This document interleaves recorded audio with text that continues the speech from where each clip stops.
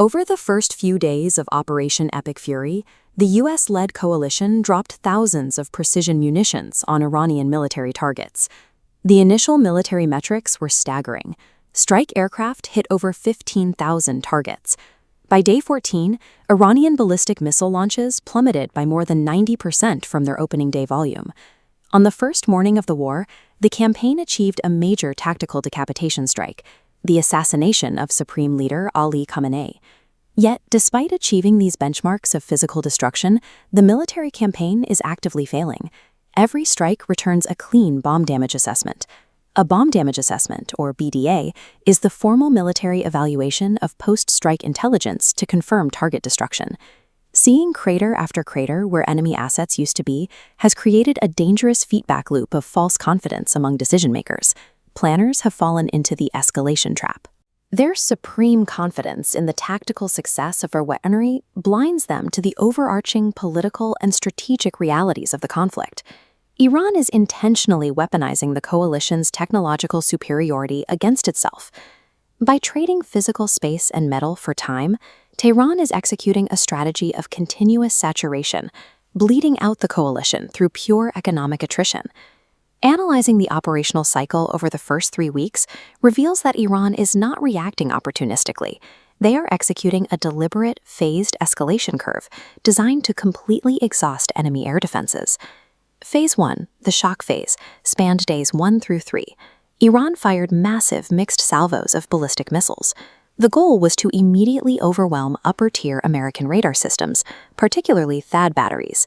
THAAD stands for Terminal High Altitude Area Defense, an advanced system designed to intercept incoming ballistic missiles during their final phase of flight. Then came the consolidation phase from days 4 to 8. The volume of ballistic launches sharply dropped.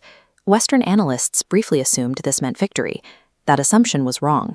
The drop was a planned operational pause, giving Iranian forces time to repackage and disperse their mobile launchers deep into underground missile cities. Phase 3 began on day 9. The drone escalation marked a permanent trend reversal. Low-speed, mass-quantity drone vectors replaced costly ballistic missiles as the primary weapon of choice. This line graph maps the daily launch volume of those deployments. After the initial ballistic spike and the consolidation dip, we see a steady climb in drone launches, reaching over 250 units per day by day 19.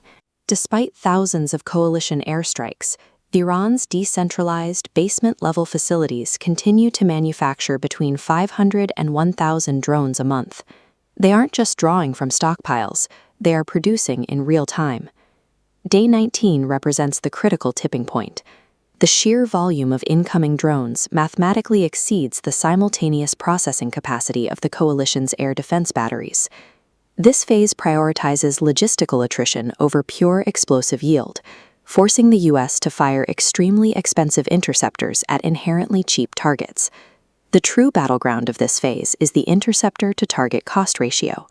A baseline Iranian Shahed drone cost approximately $30,000 to produce. The interceptor required to reliably shoot it down out of the sky costs millions. To maintain their defensive umbrella, the coalition has to rely on multi-million-dollar munitions like THAAD and the Patriot PAC-3. The Patriot PAC-3 is a highly advanced surface-to-air guided missile system optimized for intercepting aircraft and cruise missiles. Firing at a sustained rate of 250 drones a day is rapidly bankrupting the coalition's finite stockpiles of these gold-plated munitions. This daily burn rate creates a severe secondary risk. Once coalition point defenses are completely drained of their interceptors, they are left defenseless. This initiates the mop-up phase. With the shields completely down, Iran can reintroduce terminal-guided munitions like the Almas missile to systematically pick off high-value assets. The Almas is a precision-guided anti-tank weapon that uses an imaging infrared seeker to strike vulnerable targets from above. Tehran calls this doctrine coercion through permanent risk. They're winning a war of economic attrition without ever needing to match the technological sophistication of the United States.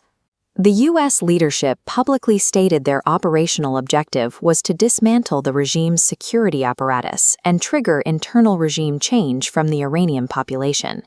This relies heavily on the smart bomb illusion. A JDAM, or Joint Direct Attack Munition, a guidance tail kit converting unguided bombs into accurate smart weapons, hits its target almost every time. But planners falsely assume that a perfectly executed physical strike will automatically produce the desired political outcome. Destroying a missile silo or a radar node only dictates where metal meets concrete. It does not dictate how a society reacts to being bombed. In the months before the strikes, the Islamic Republic faced a severe legitimacy crisis. Millions protested the government, and internal records indicate the regime killed 30,000 of its own citizens in response. However, looking at the historical framework compiled by political scientist Robert Pape, over a century of warfare proves that aerial punishment has never catalyzed a popular civilian revolt against a central government. The sociological mechanism is highly predictable. When a country is bombed by an external power, it realigns the primary political cleavage from regime versus reformers into nation versus foreign attacker. This is known as the nationalist injection.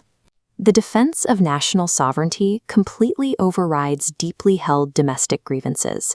Citizens who despised the regime suddenly stop opposing it in ways that serve the attacking coalition. The timing of the U.S. campaign compounded this error.